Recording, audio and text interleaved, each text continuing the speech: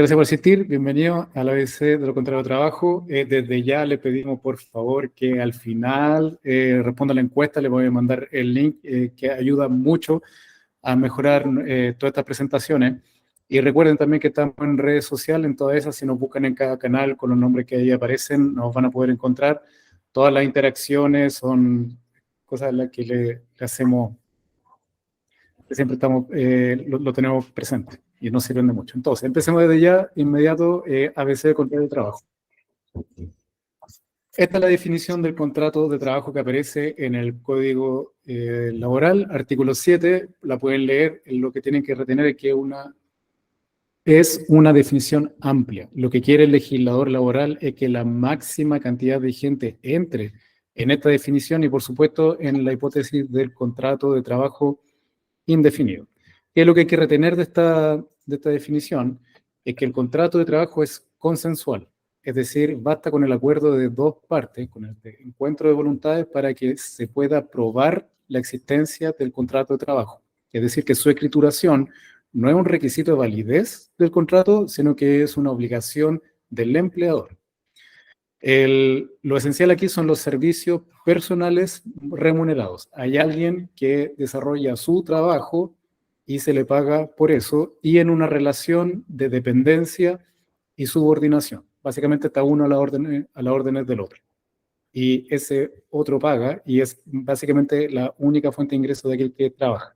Si están estos elementos presentes, es suficiente para probar la existencia de un contrato de trabajo. Si no hay ni un solo papel escrito donde se diga cuál es el régimen de esa relación, es altamente probable que se pueda probar que lo que existe entre una persona y otra, donde una trabaja para la otra, es un contrato de trabajo y está por tanto regido por las normas del Código Laboral. ¿Qué es lo esencial de un contrato de trabajo? Lo más importante son remuneración y jornada. Estas son las dos cláusulas más sensibles y delicadas en un contrato de trabajo, donde todo el mundo se equivoca, y vamos a ver por qué. Vamos a partir por la remuneración. Y en la remuneración no hay otra forma que no sea darse una vuelta por lo que es una liquidación de remuneración. Como verán aquí en esta planilla Excel, que espero que se vea suficientemente bien, ya se dieron cuenta que se trata de una serie de conceptos y que vamos a revisar de la forma más somera posible. Y vamos a hacer un ejercicio. El primer elemento son los conceptos remuneracionales. El concepto de remuneración es un género que abarca varias especies, dentro de los cuales lo más importante es el sueldo, que el sueldo es base. Y vamos a hacer un ejemplo, vamos a hacer un sueldo base de 1 millón. Y miren todo lo que pasó. Solamente por tener un sueldo base, se devenga acto seguido la gratificación legal. La gratificación legal se distingue en dos grandes categorías. Hay una que es por defecto, que es que obliga a la sociedad, vamos a asumir, empleadora, a repartir el 30% de su utilidad de fin de año entre todos sus trabajadores, y la alternativa del artículo 50 es la de remunerar con un 25% adicional, con un tope máximo de 4,75 ingresos mínimos mensuales repartidos alrededor del año. Es decir, si me paso de ese 25%, quedo en el tope, que son al día de hoy 162.000 pesos mensuales. Entonces, si pongo un sueldo base de 1 millón, ya le sumaron al tiro una gratificación legal de 162. Eso da el total imponible, y del total imponible se hacen todos los descuentos previsionales.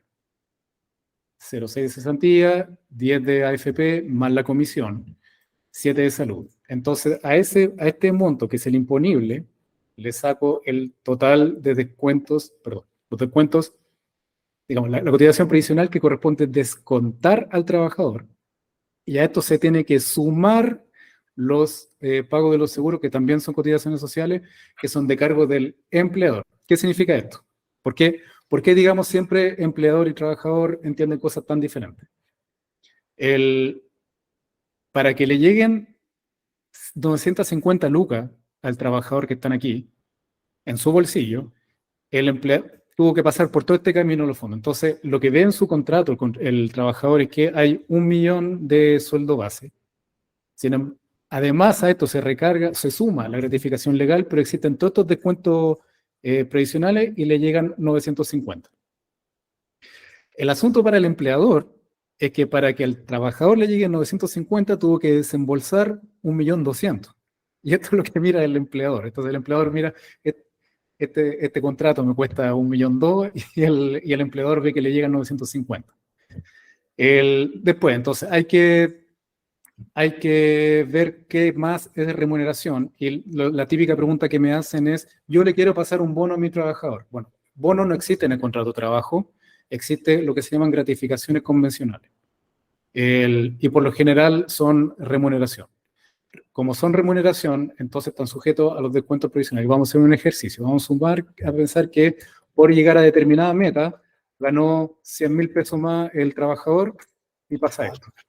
100.000 pesos, aumentó el total imponible, aumentó solamente de 80.000 pesos el total líquido a pagar al empleador, pero subió de 108 el desembolso al trabajador. ¿Qué significa? Probablemente si afortunadamente se lograron un anexo para este efecto, pusieron 100.000 pesos de bono. Sin embargo, esos 100.000 pesos de bono, como son remuneracionales, le llegan 80 al trabajador y sin embargo, más que 100, el empleador tuvo que desembolsar 108 por efecto de los descuentos que son de cargo de él. Esto hace que entre trabajador y empleador siempre existan versiones diferentes de lo que son las remuneraciones y por eso siempre les aconsejo que al minuto de firmar cualquier cosa que tenga impacto en la remuneración del trabajador le muestren esta planilla para que vean cómo funciona y que no es fácil. Último comentario son las asignaciones. Las asignaciones no están sujetas a ninguna retención ni a ningún descuento. Entonces sirve de gestión. Por ejemplo, movilización, vamos a asumir que le vamos a dar 100.000 pesos al trabajador. Como verán, lo único que pasó fue que de los 100.000 pesos que están acá, aumentó exactamente en 100.000 pesos el líquido a pagar al trabajador y aumentó solo en 100.000 pesos el total que el empleador tiene que desembolsar. Esto es lo que tienen que tener claro como empleadores. Ustedes lo ven de arriba para abajo, el empleador lo ve de abajo, perdón, el trabajador lo ve desde abajo para arriba. Esto es lo que siente el trabajador, este monto es el que siente el empleador. Al final cuando contestes la encuesta, uno de los premios está justamente compartir esta planilla para lo que quieran, pero el punto que estoy haciendo es que la remuneración del trabajador responde a una estructura y a una estructura relativamente complicada. ¿No? Todo el mundo se equivoca en esto. Todo el mundo, y por eso en cada contrato de trabajo cuidadosamente hay que estar redactando la cláusula de remuneración. Vean, vuelta a la presentación. La segunda cláusula sensible es la cláusula de jornada. La jornada en el Código de Trabajo se regula por semana, que todavía es de 45 horas semanales, que se tiene que distribuir en no menos de 5 ni más de 6 días dentro de la semana, con un máximo de 10 horas al día. Al respecto, y globalmente, el uso de los días domingos es excepcional y todo sumado, al menos se tienen que respetar 2 domingos al mes a favor del trabajador. Por encima de la semana, de la jornada de 45 horas, alternativamente pueden usar días de compensación, es decir, se compensa con días de descanso en el futuro, cuestiones que se trabajaron en exceso dentro de una semana, o bien derechamente se usa la hora extra, es decir, por encima de las 45 horas se paga con un recargo la remuneración al trabajador. La alternativa que tienen entonces el empleador es estar sometido a estos límites para el trabajador y por tanto obliga al empleador a controlar la jornada cuando empieza, cuando termina, para controlar que sean 45 horas a la semana, o trabajar sin jornada. Este es el típico artículo 22, inciso segundo. Básicamente es los trabajadores que no están sujetos a supervisión directa, pueden trabajar sin límite de jornada. ¿Qué más hay que saber? Fundamental en los contratos de trabajo, en el caso de término, hay que distinguir la causal de término. Es la única causal de término que devenga todas las indemnizaciones que conocemos, es la de necesidades de la empresa. Luego las vacaciones se pagan siempre. Entonces se devengan al cabo del primer año, son 15 días hábiles por año, después del primer año, y al cabo del 10º se suma un día adicional por cada 3 que se trabajan. No se pueden compensar en dinero mientras esté vigente la relación laboral, Una vez que se termina, sin embargo, se tienen que pagar las vacaciones que estén devengadas y las proporcionales, que son las que corresponden al año que todavía no se ha completado. Y finalmente, tengan siempre presente la ley Bustos. La ley Bustos impide que se haga efectivo el término del contrato de trabajo si es que quedan pendientes el pago de cotizaciones sociales. Es decir, tengan siempre, cada vez que alguien me dice necesito un finiquito, la pregunta de entrada que yo hago es si tiene Previrred al día. Si no tienen Previrred al día, no pueden despedir. O al menos no pueden despedir con el efecto de dar término al contrato de trabajo. Esto es lo mínimo y esencial que tienen que tener claro y presente. Hay más, hay mucho más, pero lo importante es definir en qué hipótesis estoy en un contrato de trabajo, tener claro cuáles son las reglas de la remuneración y la jornada como mínimo, y qué tengo que tener presente al minuto de despedir. Causal, vacaciones, ley Bustos. Si tienen esto, están a salvo. Naturalmente me pueden preguntar por todos los detalles, ya saben qué es lo que tienen que preguntar, pero sobre esta base pueden hacer una estructura que se conserve simple y hábil para ustedes. Aquellos que respondan la encuesta que va a estar al final de este webinar, como siempre les voy a dar la ocasión de agendar media hora conmigo para poder revisar su contrato de trabajo, y de regalo van a poder descargar la planilla para simular las remuneraciones, que bueno, ahí van a estar jugando los números de las remuneraciones para ver qué significa cuando pongo un monto aquí en mis desembolsos finales. Ahora, en este mundo los primeros serán los primeros, así que antes de poder levantar la mano, voy a responder directamente las preguntas que me hicieron en el formulario de preguntas. Y vamos a partir con Magdalena, que me dice, aclarar nuevo proyecto de ley de 40 horas. Se está tramitando todavía, pero tiene buena probabilidad de salir. La ley que disminuye la jornada de 45 horas a 40 a la semana. Si entra en vigencia, el plan es que se bajen a razón de 44, 42 y 40 de 2 años en 2 años, cosa que por ahí por el 2028 vamos a tener las 40 horas, y creo que están inventando una suerte de premio para las empresas que lo bajen a 40 directamente. Pero es un proyecto que está todavía... Eso es básicamente lo que pretende la ley. Creo que pasó el trámite en el Senado y está en la Cámara de Diputados, si no me equivoco. Puedo eliminar cláusula de aumento del IPC o al menos modificarla para incorporar un máximo porcentaje en caso que el IPC supere un umbral preestablecido. Hoy en día es muy necesario. Ya. El Código del Trabajo nos obliga a reajustar la remuneración del contrato que consta en el contrato de trabajo. Sin perjuicio de eso, se puede poner en el contrato de trabajo una cláusula de reajuste. Si hubiera que cambiarla y consta en el contrato de trabajo, necesitan acuerdo a empleador y trabajador. Esto es una muy buena oportunidad, porque esta cláusula, por ejemplo, podría no existir en el contrato de trabajo, pero sí podría existir en el reglamento interno de orden, higiene y seguridad. La gracia es que ese es un instrumento de gestión para el empleador, porque lo puede cambiar, la verdad, a su voluntad. Lo único que tiene que hacer es tramitarlo correctamente y hacerlo aplicable a la generalidad de sus trabajadores, y ahí podría manipular la cláusula de reajuste de las remuneraciones en los contratos de trabajo, digamos, con relativa libertad, sin la necesidad de estar de acuerdo con cada uno de los trabajadores a quienes les vayamos a hacer los cambios. Magdalena, de nuevo, primero, ¿qué cláusulas son obligatorias en un contrato? Varias. Al principio están todos los requisitos de individualización de las partes, y que son varias. Hasta el número de teléfono hay que ponerlo. Después está el cargo, están las funciones, las prohibiciones y las obligaciones, remuneración y jornada. Hay que señalar Previrred y... O sea, aquí AFP está afiliado, y si tiene ISAPRE o FONASA. Puede que se me vayan ahora, no tengo toda la memoria, son varios, pero si me lo encargan van a estar todo en el contrato. Aunque es importante preguntarlo, porque cualquier omisión, la verdad, venga multa. Entonces es cierto que tiene que contener todo el contrato de trabajo. Explicar artículo 22. Si la persona no está en terreno, sino en oficina, nosotros exigimos que se ajuste el horario de oficina, pero eso no está escrito en el contrato, ¿está bien?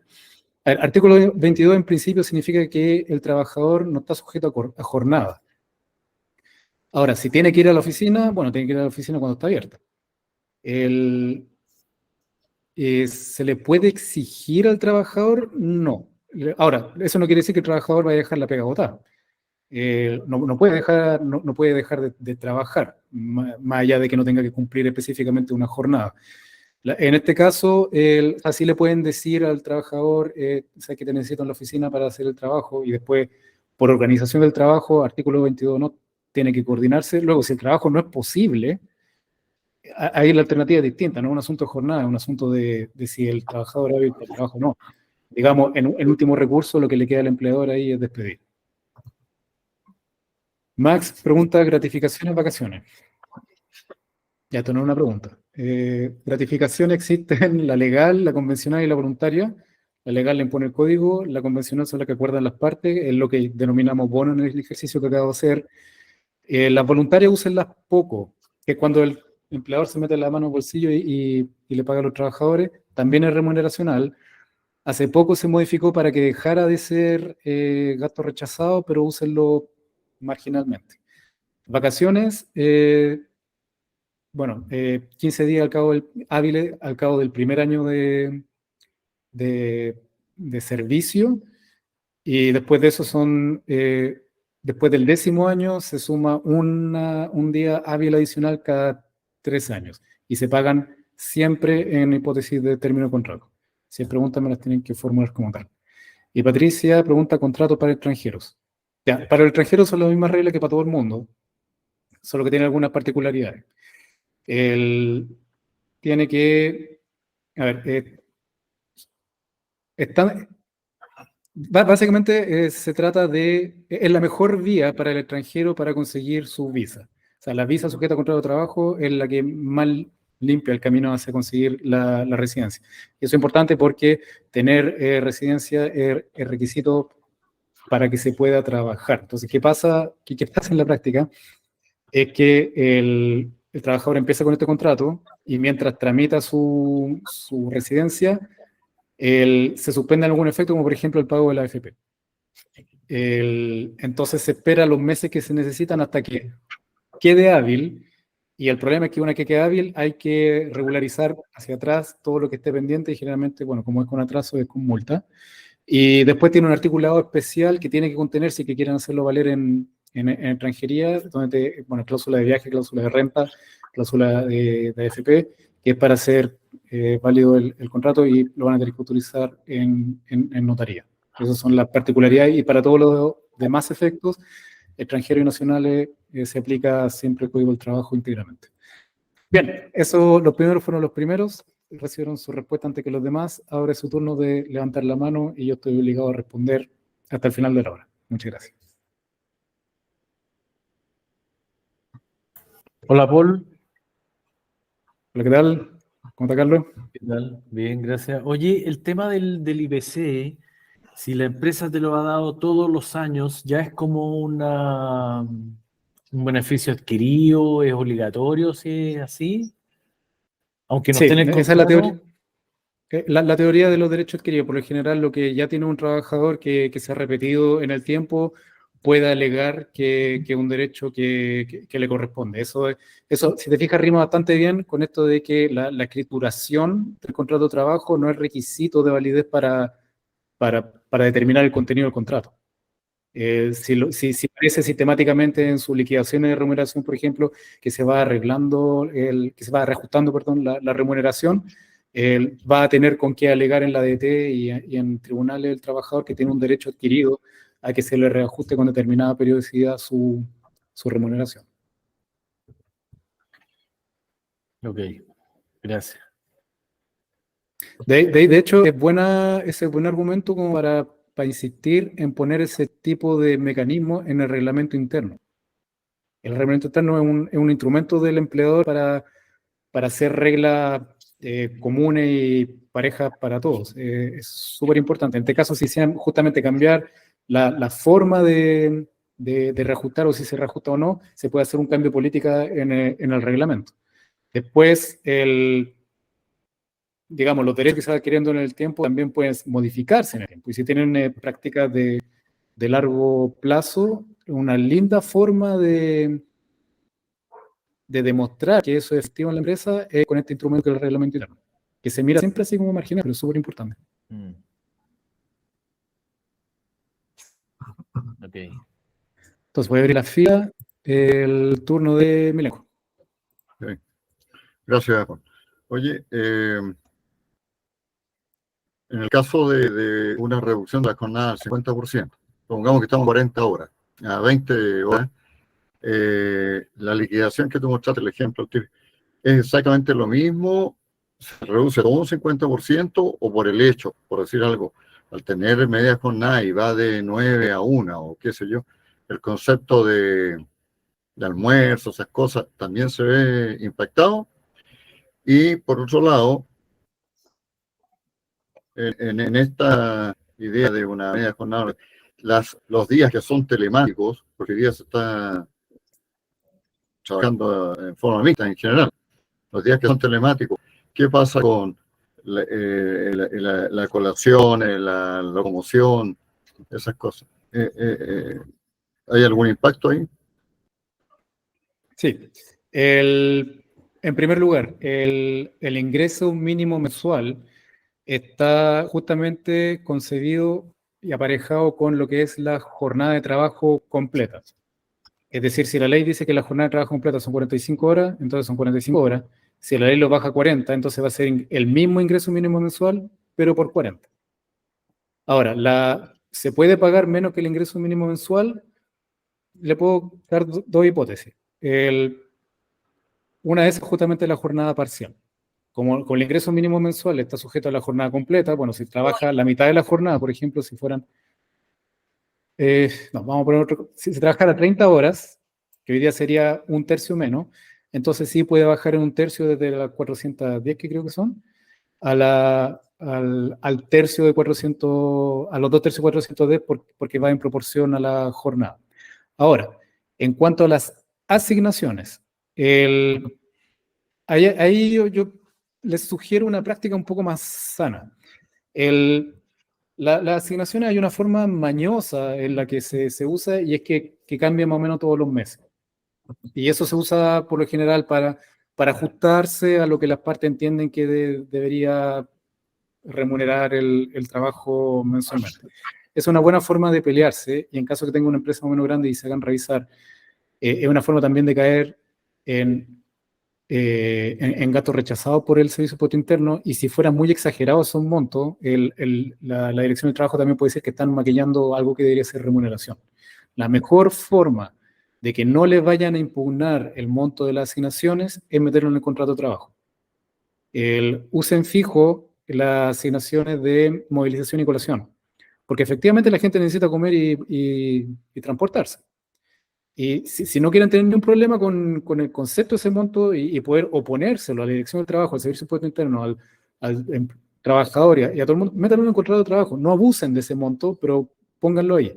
Después existen otros montos circunstanciales, como por ejemplo el de viáticos. Si tienen que mandar a alguien para el norte, bueno, ahí efectivamente hay gastos extraordinarios por movimiento. Ahí están los viáticos. Después hay otros que se usan súper poco, como la pérdida de caja o el desgaste de herramientas, pero son más marginales.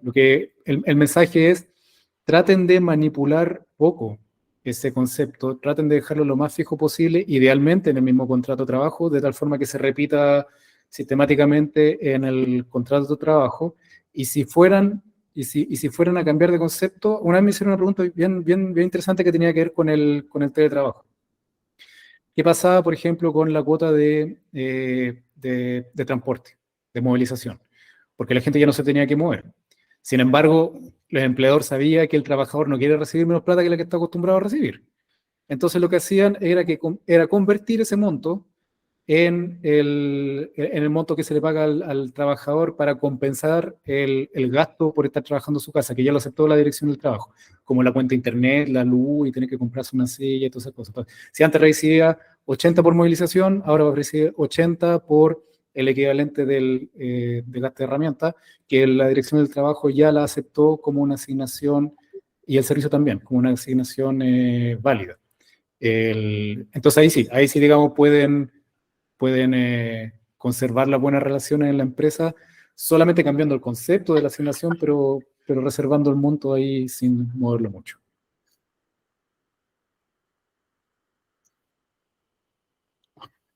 ¿Bien? No sé si se me quedó algo en el tintero. Gracias, ¿no? Está bien. Ya, bien, Milenko. Muy bien. Preguntas todas. Tenemos tiempo todavía. Muy bien. Sí, Jaime. Perdón que no tenga cámara, pero algo pasa con mi cámara, no funciona.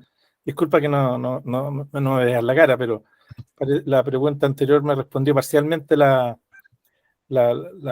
que yo quería preguntar. Ya no tengo una empresa con gente a cargo, pero tengo contrato con la empleada. Mi empleada no trabaja 45 horas a la semana y por lo tanto es legal que yo le haga un contrato proporcional a las horas que trabaja, digamos, porque trabaja 27 horas a la semana. Entonces, ¿puedo hacer un contrato proporcional? Sí, la verdad, las trabajadoras de casa particular tienen su capítulo aparte en el Código de Trabajo. No están sujetas a las reglas generales, tienen reglas especiales. ¿Ya? Dentro de las cosas que hay que respetarle a esas trabajadoras es que hay que hacer el contrato y hay que notariarlo. Y acuérdense muy bien de la ley de modernización de la Dirección del Trabajo, que obliga, entre otras cosas, a tomar el contrato de trabajo y subir los datos a la ADT. ¿Ya? Y tener Previred al día a esa trabajadora. O sea, a esa trabajadora hay que escriturarle el trabajo. O sea, el deber de escrituración de ese contrato de trabajo es más importante porque tiene cláusulas específicas y además hay que notariarlo y subirlo al sitio de la ADT como todos los demás. Yeah. Y la planilla de trabajadores a Previred. O sea, la pregunta, ¿tengo que escriturarlo? Sí. ¿Puedo tener una jornada de 27 horas? También. Y si la jornada efectivamente es menos que la jornada completa, entonces eventualmente el ingreso puede ser, o sea, va a ser el mínimo legal, pero en proporción a la jornada que tenga, si naturalmente lo acepta el trabajador. O sea, el monto es el mínimo, es menos que el mínimo legal, pero proporcionalmente como digamos, sustancialmente mayor, digamos. Pero puede ser menos de 410 porque trabaja bastante menos, digamos. Ya.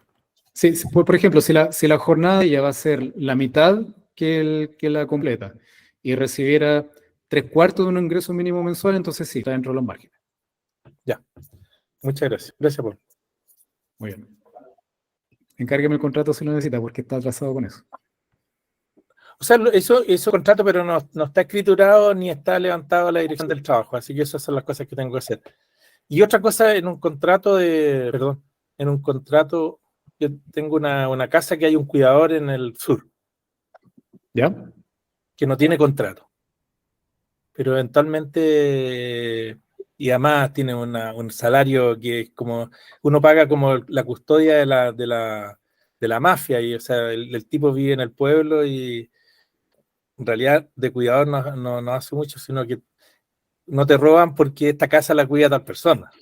Entonces, así funciona. Pero no tiene un sueldo mínimo. O sea, entonces, ¿cómo se puede hacer un contrato y que se le pagan se le pagan como 80.000 pesos mensuales para esa situación en que el tipo, esta casa la cuida Jaime, pero en rigor él no hace más que eso. No vive tampoco en el sitio, no hace ningún trabajo doméstico, no hace nada, sino que eso. ¿Cómo se puede hacer eso como prestación de servicio? Sí, perfectamente puede ser eso. Si trabaja 1 hora al día y trabaja así más o menos cuando quieres, lo que tienen que revisar es si se trata de servicios personales que sean remunerados y hay una relación de subordinación y dependencia. Si están esos tres, hay un contrato de trabajo. Si son 80 lucas mensuales, bueno, está bien. Si trabaja media hora al día, puede ser ese monto. Alternativamente puede ser una boleta de honorarios también, si es que trabaja en forma liberal y eso se parece a su profesión. El punto es que básicamente lo que está haciendo al día de hoy está trabajando en negro. Es decir, aquí tenía 80 lucas y pasé a mi fondo y ya es como que estoy trabajando. ¿Cómo regularizar esto y legalizarlo? Esa es la pregunta que quiero que debo hacer. Exactamente, para pasarse blanco, y que es muy buena idea, porque la plata que está desembolsando ahí la va a poder aprovechar en alguna parte como gasto en algunas empresas y no va a tener que salir de su bolsillo, que siempre que es la peor plata porque es la que está más molida en impuestos. En ese caso, pídale lo más fácil, digamos, es tal la distancia que existe entre ustedes dos, no hay realmente por como me lo describen, no hay una relación de subordinación e independencia, entonces puede usar una boleta. Ahora, si se trata del último lo bruto y no tiene cómo atajarlo, bueno, le pregunta el root, y lo que puede hacer es que en una de sus sociedades que tenga alguna relación con este terreno que me está contando, por ejemplo, una sociedad agrícola, estoy inventando, entonces el EPK root de caballero emite la boleta por él, le retiene el 13% y ya está en paz con Dios y con el fisco. Ya. Gracias.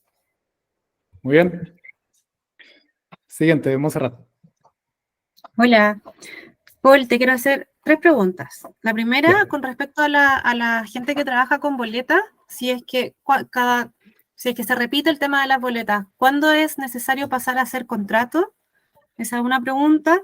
Lo segundo, entiendo por lo que dijiste antes entonces que el ajuste de las remuneraciones año a año uno lo puede como incorporar al reglamento interno, como para que no sea por el IPC, porque por ejemplo, no sé, pues cuando uno está recién empezando y quería llegar a algún sueldo base, ya llegamos al sueldo base, pero ahora no todos los años va a empezar a pasar eso, entonces como para que no quede así como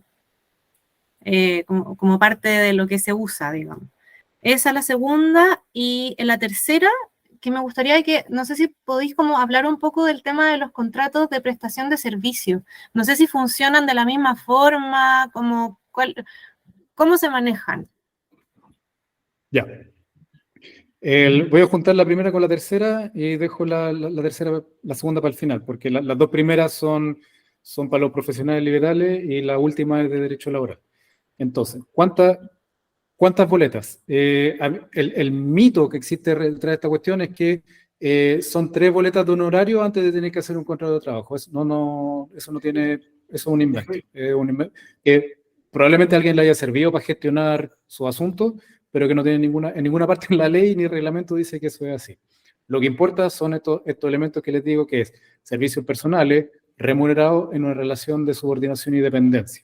El artículo 7 está redactado de la forma que le mostré, de una forma bien amplia, justamente para que la mayor cantidad de los casos posibles quepan al interior de esa definición. Entonces, ¿cuántas boletas pueden ser? La verdad, infinito. Infinito, que se puede ser 1, 2, 3, o hasta que lo terminen discutiendo en la dirección del trabajo. El asunto es que para entonces, ojalá que tengan con qué defenderse, porque si las boletas son por las mismas 600 lucas que se la pagan fijo todos los días 30, y esa persona tiene ahí un puesto en la esquina de su oficina que se aparece ahí y que le contesta el teléfono cuando es contrato de trabajo. Y si pasa mucho tiempo así y hay que regularizar todo eso en la dirección, pueden tener problemas graves. Entonces, ahora lo enchufo con lo que me está diciendo, que el contrato de prestación de servicio. Nada impide, sin embargo, que los profesionales trabajen liberalmente y con otro régimen distinto al del Código del Trabajo y esté regulado por el Código Civil. Y para eso sirve mucho tener un contrato en el que se hace justamente un contrato de prestación de servicios profesionales, donde el profesional tanto va a desarrollar su profesión de una forma liberal. Él verá dónde trabaja, cómo trabaja. El asunto es que entregue lo que dice hacer cuando corresponde portar plata contra una boleta de honorario, y en ese contrato dice que se excluyen todas las normas del Código Laboral y que se prorroga la competencia a los civiles de Santiago, vamos a decir. Y para eso es que sirve un contrato de prestación de servicios. Básicamente, si hay que discutir algo en la dirección del trabajo y dicen, oye, no, un momentito, excepción, nuestra relación no está regulada por el Código de Trabajo, sino que por el Código Civil, entonces se van a ir de contiendas de competencia y cosas por el estilo, pero el contrato de prestación de servicios sí puede servir para que el profesional A le preste liberalmente sus servicios bajo determinadas normas al cliente B. Y ahí lo pueden hacer celebrar libremente. ¿Cuáles son las probabilidades de que eso no termine o sí termine en la dirección del trabajo? ¿Qué sé yo? Yo he visto tanta gente que se pelea en tantas modalidades distintas, pero es muy útil para entonces tener ese contrato, porque mucho antes de que se vuelva contencioso un asunto, bueno, dicen, oye, firmamos este contrato, supone que estas son las normas. Por último, ahí negro sobre blanco están las reglas, y sabrá ese profesional que la forma de irse es cerrar la puerta detrás de él, olvidarse a ustedes, porque mucho más no les deben. Uh-huh. Y Ya, y eso, digamos, eso parece, o sea, en la cabeza que les tiene que quedar es que el conjunto de normas que lo regula no necesariamente tiene que ser la del Código del Trabajo, también está la alternativa del Código Civil para los profesionales liberales. Y es una linda práctica tenerlo escriturado. Sí, todas las preguntas antes de pasarme al Ríos. Te hago una pregunta chiquitita, pero ¿cuál es como? Es que lo que pasa es que hago muchos contratos con gente que en el fondo trae a los niños para acá y qué sé yo. Entonces me pasa que, ¿qué es? O sea, porque se toma como parte del contrato algún, por ejemplo, escrito que yo haya mandado un correo o algo por el estilo. O sea, si es que tú lo leíste, llegó, me dijiste acuso recibo, eso se puede como, o sea, se puede como asumir como parte de nuestro trato, o sea, el trato más allá del verbal, algo que quedó escrito, pero que no está dentro de este contrato de servicio, ¿eso se puede incorporar? ¿O hasta dónde están los márgenes ahí? Como que para entenderlo un poco más claro. Ya, los márgenes, súper buena pregunta. Los márgenes, si quieren tener los criterios en la cabeza para justamente definir cuáles son los márgenes, acuérdense los elementos del contrato de trabajo. Si es que hay servicios profesionales bajo un régimen de dependencia y subordinación. Si tú le dices en tu mail, por ejemplo, señor trabajador, ¿sería usted tan amable de presentarse hoy día aquí a las 3 de la tarde porque tenemos que hacer este trabajo hasta las 5 y recién ahí se va a poder ir para su casa? Ahí le estoy hablando como un empleador. Si le está diciendo, oye Juan, se me cayó el sistema de la computación, ¿me lo podía arreglar, porfa? Ve tú si me lo podía hacer desde el café de tu barrio o si no, vente para acá porque tengo los computadores todos quemados y necesito que alguien me los vea. ¿Podéis venir? Eso es una relación liberal. Y él verá si que te atiende a distancia, si es que te fija otra fecha para ir a verte, ahí está. De hecho, el típico ejemplo sí que está en zona gris y que han conseguido gente muy poderosa de arreglarlo, es justamente obligar a estos profesionales a formar sociedades. El típico caso de los médicos con las clínicas. Los médicos, esos sí que trabajan como trabajadores en una clínica, si te pasan metidos ahí dentro y están a la buena de todo lo que le digan ahí, pero los tienen constituidos como sociedades. Esa sociedad le presta servicio a la clínica le arrienda un box y tiene que recibir los pacientes que sean, y ahí básicamente los tienen metidos con regímenes distintos y que son como ustedes y nosotros, que es donde yo le meto una factura de mi sociedad a la suya, y con eso excluyen completamente la norma del Código del Trabajo, y entonces no gozan de la acumulación de derechos por el solo paso del tiempo que le asegura al trabajador. Ahí, por ejemplo, tenéis la construcción de un esquema que excluye la norma del Código del Trabajo. Entonces, en la forma de, si no quieres llegar hasta allá, por ejemplo, si con los chicos que están en tu colegio el negocio lo tienes con alguien que los transporta, el contrato lo puedes tener con la empresa de transporte de niños chicos SPA, que es una empresa de transporte de pasajeros que está en renta presunta, por ejemplo, y que le factura a tu sociedad los servicios de transporte de aquí para allá, porque eso está metido dentro de tu serie de beneficios para los apoderados. Y ahí la relación entre tu sociedad y la otra, y de laboral eso no tiene nada. Perfecto. O sea, en el fondo es pasarnos del laboral al civil, y ahí como que se pierde un poco lo que... Ya, perfecto. Y el tema del ajuste de las remuneraciones. Ya, el ajuste, entonces, la primera regla, la ley no obliga a reajustar anualmente los contratos de trabajo. Entonces, si no está en el Código de Trabajo que al año se tiene que reajustar sobre el IPC, ni una cuestión. Entonces, libre. Si está en el contrato, bueno, está en el contrato y se hace como dice en el contrato. Y va a seguir siendo así hasta que salga del contrato. Y normalmente un trabajador debería exigirlo. ¿Ah? Y si no está en el contrato, se asume que no existe, ¿no? Claro. De ahí, o sea, hay alguien que... Ya, si hay alguien... perdón. De ahí, pueden ponerlo, si quieren comprometerse al reajuste de remuneraciones, no necesariamente tiene que estar en el contrato de trabajo, puede estar en otra parte. Por ejemplo, en el reglamento interno de orden, higiene y seguridad, que es obligatorio a partir del 10º trabajador. Y ahí pueden poner mucho de sus políticas de empresa para hacerlo aplicable generalmente a todos sus trabajadores, ustedes mismos comprendidos si es que tienen su propio contrato de trabajo. Y eso deja harto margen para cambiar las reglas como buen trabajo, como buen empleador que son, porque tiene una facultad que se la reserva por ley, que es la facultad de dirección. Esa facultad de dirección entonces le permite cambiar esa política y esos procedimientos en su empresa a través de este instrumento administrativo que es el RIOS, que son las siglas. Y si quisieran, podrían poner ahí las normas sobre reajuste. Después el reajuste nada obliga a que sea conforme a la UEF, el IPC o lo que sea. La verdad es más o menos como ustedes quieran. Entonces pueden decir, se reajusta con el IPC, pero con un tope del 3%, porque si se dispara la inflación como ahora, sencillamente no hay suficientes pesos para cubrir todo, porque a los clientes le cobramos un peso en un UEF o para que no le rompa. Básicamente para que la inflación no le rompa el negocio. Así que sí, pueden hacerse una... Primero, no están obligados a someterse a una cláusula de reajuste. Si lo tuvieran, lo pueden hacer a su medida. Y tercero, más que en el contrato de trabajo, pueden ponerlo en el reglamento interno de tal forma que si de repente les cambian las circunstancias, como por ejemplo inflación, entonces se dan cuenta que el IPC es un problema y cambian la regla en el reglamento, dicen tope de 3%, y tramitan el reglamento interno. Entonces se lo presentan a la ADT, al CEREMI, una copia a todo el mundo, vía digital, y ya cambiamos la regla. El próximo año, por ejemplo, va a ser todo, ya sí, va a seguir siendo IPC, pero tope 3%. Nada. Perfecto. Gracias. Muy bien. Milenko, el siguiente. Disculpa que me repita, pero se me había quedado en el tintero dos temitas. Una era de que yo entiendo que todo esto es cuando no hay de por medio ni sindicato ni negociación colectiva y toda esta cosa.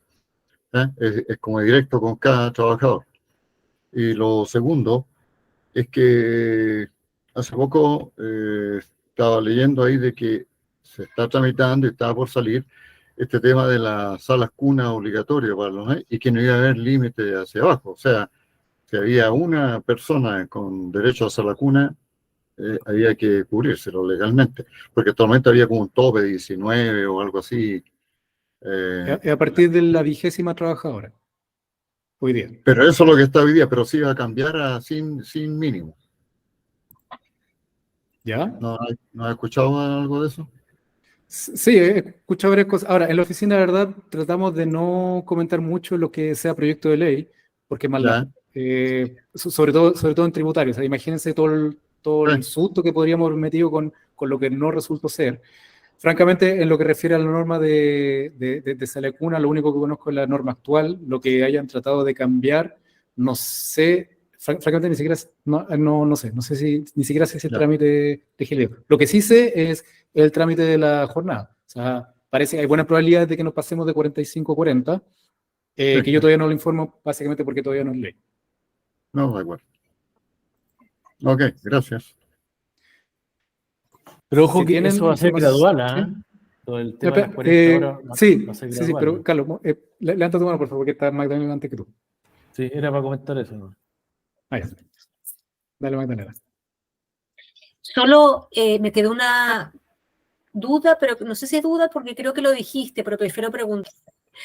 Que en mi caso yo tengo una porción de empleados antiguos que tienen la cláusula de aumento de IPC cada 6 meses y otros más nuevos que no lo tienen. Entonces estaba pensando en la alternativa que diste de incorporar en mi reglamento interno, ¿verdad? A partir de ahora, esta modalidad que tenemos en la empresa y agregar el umbral, que no tengo. Yo no tengo el umbral y obviamente hoy nos está doliendo. Entonces, ¿qué pasa al agregar el umbral con los antiguos empleados que no tenían umbral? Yo lo estoy aplicando igual a toda la empresa. ¿Podría generar algún tipo de problema o es algo que tienen que aceptar y punto?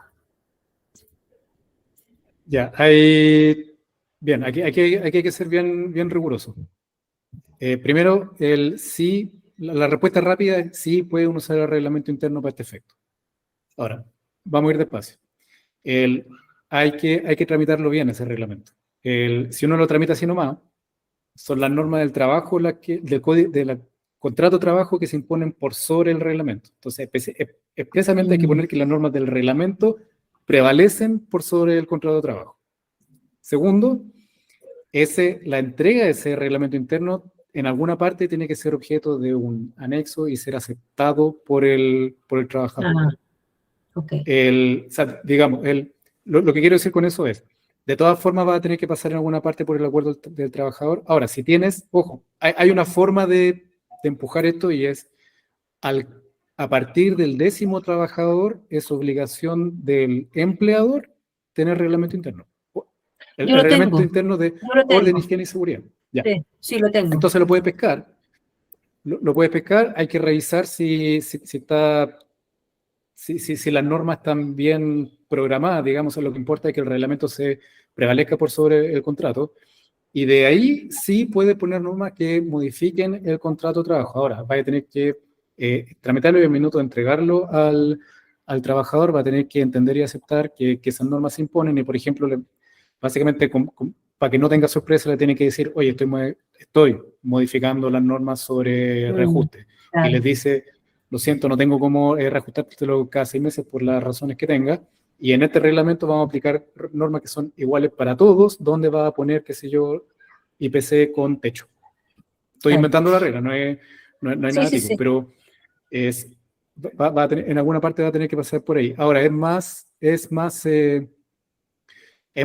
hábil, o sea, digamos, es más fácil gestionar este instrumento que se aplica colectivamente, que el reglamento, que estar trabajador por trabajador negociando con cada uno lo que va a hacer su cláusula de reajustes. Eso al final te va a agarrar la cabeza cuando estés haciendo la liquidación de remuneración. Sí, yo lo tengo para todos igual, yo reajusto para toda la empresa igual, en el mismo periodo, con la misma lógica de IPC. Eso lo tengo igual para toda la empresa, independiente que lo tengan o no en el contrato. O sea, ya se Ya. creó como un derecho adquirido, un poco que alguien preguntó antes, ¿ya? Sí. Ahora, algunos antiguos lo tienen explícito en el contrato, ¿ya?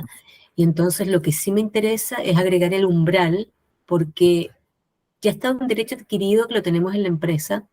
Me pareció muy interesante meterlo en el reglamento interno, ¿ya? Pero para aquellos que lo tienen como cláusula, tengo que hacer algo adicional, porque la idea es que no compita el contrato con el reglamento, entonces ahí tendría que hacer algo adicional para quedarme tranquila. ¿Te fijas? Sí, es algo adicional, es que en la entrega de la nueva versión del reglamento, que venga con la firma de un anexo contrato, Exacto. donde están exacto. aceptando estas normas. Y de ahí que no hayan sorpresas, es decirle, Eso. estoy expresamente poniéndole un techo a la norma de reajuste por la sencilla razón de que hay inflación. Cuando ocurran excesos de inflación como estamos viviendo ahora. Claro. Entonces, si están acostumbrados, antes cuando nos portábamos bien, de que estamos entre el 2 y el Sí, 3%, bien. no era Pero tema. ahora que estamos 7, 12, ya... Llevo 13% anual y es mucho, de verdad se nota Claro. en la nómina. Sí, pues, claro que Sí. sí. Entonces ahí Sí. es bueno en alguna parte ponerle techo. Y la gracia del reglamento, que como es colectivo, básicamente es una forma de comunicar ley pareja, no dura. Exacto. Eso puede ayudar, digamos, a hacer pasar la pastilla. Exacto. Ya. Gracias, Paul. Muy bien, queda un ratito todavía. Pueden aprovechar. ¿Están todos claros Paul. con las remuneraciones? Oye, Paul, Sí, yo Carlos. quisiera preguntarte algo, pero no tiene que ver con el contrato de trabajo. O sea, tiene, pero no tiene, más o menos. Bueno, en fin. El tema es que hay un cliente mío que que le tengo que facturar exento, ¿ya? Y yo no tengo la sociedad profesional habilidad para facturar exento. Entonces yo tengo un par de preguntas. ¿Se puede, ponte tú, hacer una boleta de honorarios en vez de... Sí. Ahora, esa boleta de honorario igual no es, entre comillas, exenta, porque igual tiene un cobro, una cosa, una retención, eso, ¿no? Sí, no, mira, la pregunta es relevante porque justamente estamos dentro de las hipótesis alternativas a la del contrato de trabajo. Es más o menos lo que preguntaba Montserrat. Y hace parte de la serie, de la respuesta que le di, solo que en un diferente orden de factores. Ujú. Hasta ahora están entre dos empresas, entonces se facturan la una a la otra. Y eso, si se fijan, aleja las normas del Código del Trabajo. No tiene nada que ver el Código del Trabajo, no hay relación laboral entre dos empresas donde hay una que le factura los servicios que presta a otra que las paga. Entre medio de eso y tener una relación directa donde está Carlos Benner prestando sus servicios personales remunerados en una relación de dependencia y subordinación con su cliente X, que sería empleador en esa hipótesis, está esta cuestión intermedia donde Carlos le presta su servicio profesional en forma liberal. Y eso el respaldo, el documento que se apareja de esa situación, por norma, es la boleta de honorario, que está sujeta a una retención. Entonces, abajo tiene de abajo para arriba, tenemos el contrato de trabajo, con todas las características del caso, y la gracia del contrato de trabajo es que la forma de pago son las normas de la liquidación de remuneración que revisamos en la planilla. Después está la boleta que está sujeta a una retención. Entonces tenía que calcular con un 13% que se retiene. Lo es el grosso modo, pero digamos, tienes que emitir una boleta por, qué sé yo, 120, voy a decir, que es menos el 13% de las 100 que queráis recibir tú, y el otro te lo retiene la empresa que te está pagando. Y la última alternativa, entre sociedades, donde al precio le va a tener que recargar el 19% de IVA, que ahora con el IVA de los servicios es la regla general. Entonces, sí, está esta hipótesis alternativa entre sociedad y contrato de trabajo, que es la boleta con el 13%. Ya, pero, por ejemplo, si yo tuviera que boletearle 1,5 millones, ponte tú, ¿ya?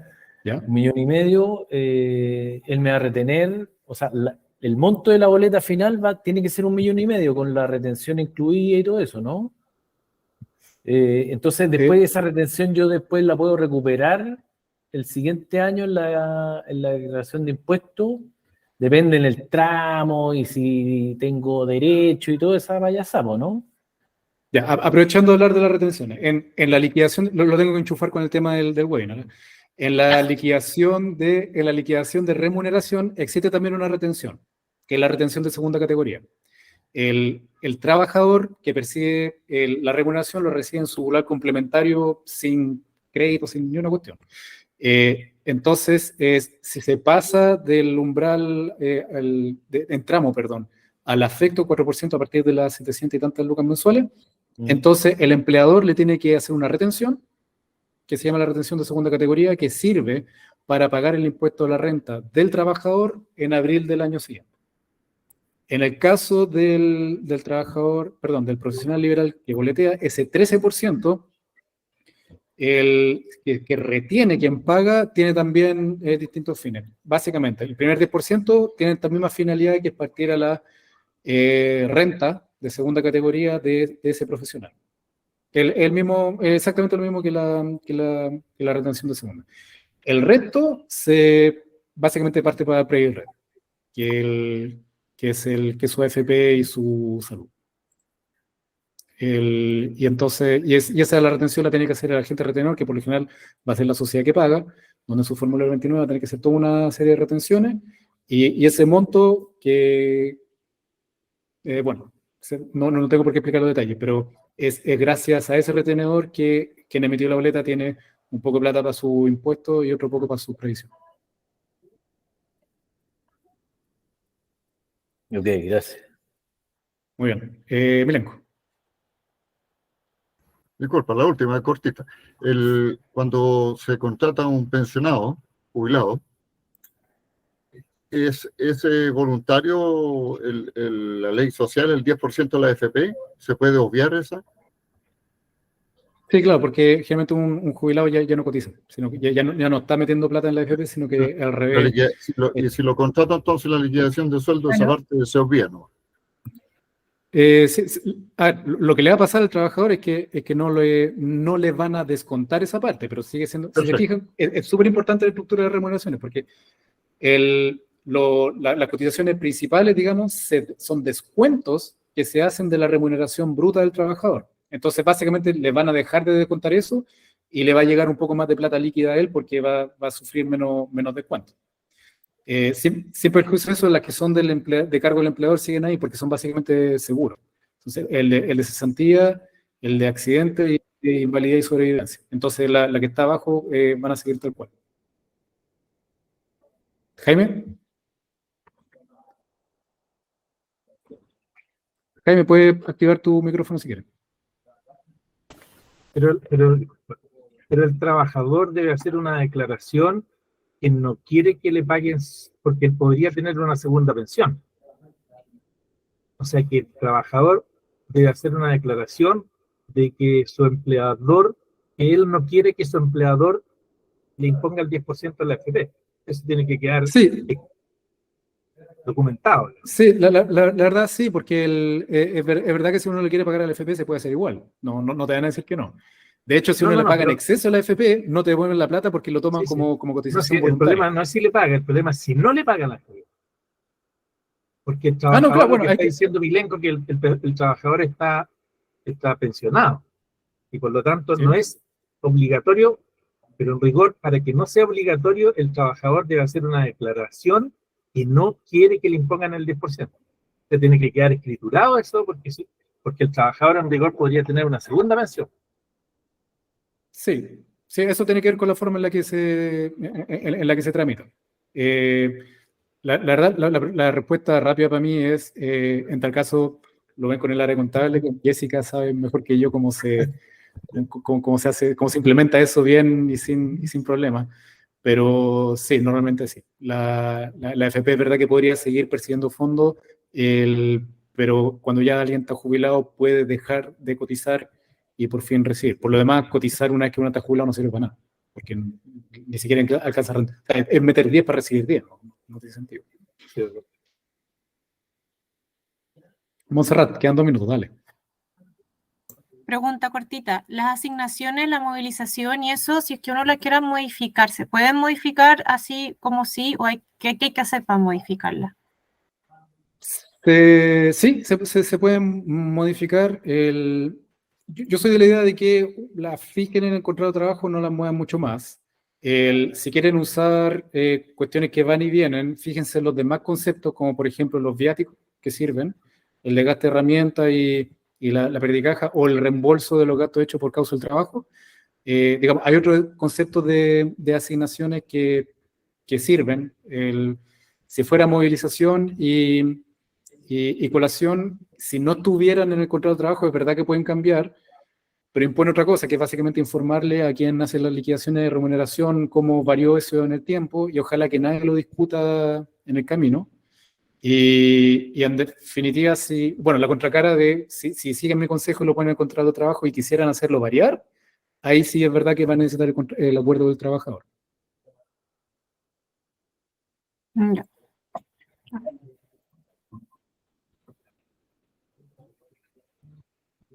Bien, creo que quedan como 30 segundos. Voy a aprovechar de concluir si nadie levanta la mano rápido.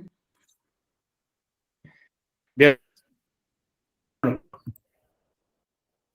La asistencia, voy a aprovechar de dejar desde ya el link en el chat, que le ruego hacer clic encima desde ya. Todos los comentarios que me hacen en todos los formularios que me llenan, yo los leo uno por uno, los sistematizo, los ordeno, los uso, los reviso, los analizo, lo hago pasar por Google, cuánta cosa, porque son de suma importancia, son información súper valiosa para la oficina. Si han visto en alguna medida que los servicios y todas estas ocasiones se hacen en forma más efectiva y eficiente para ayudarlos más, es fundamentalmente por el feedback que nos dan por esta vía. Entonces, métanse al chat, hagan clic ahí encima. De todas formas, les voy a mandar un mail agradeciéndole la ocasión, enviando de nuevo el link para que me envíen sus comentarios.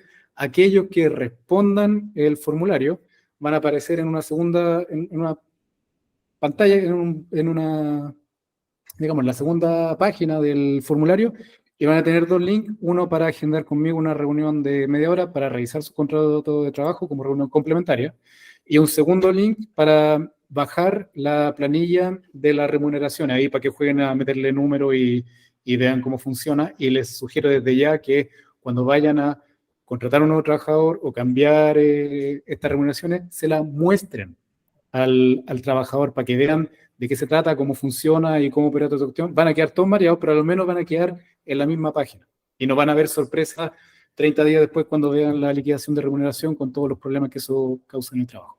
Entonces, a todos muchísimas gracias por su asistencia, muchas gracias por sus preguntas, muchas gracias por ser tan generosos con esto de la pregunta y respuesta, porque así cada uno puede enterarse de cuánto más hay que saber para ser un buen empleador. Y muchas gracias por contestar, Carlos. Bueno, a todos muchísimas gracias y hasta la próxima. Muchas gracias a ti. Chao, Hasta la gracias. próxima. Chao.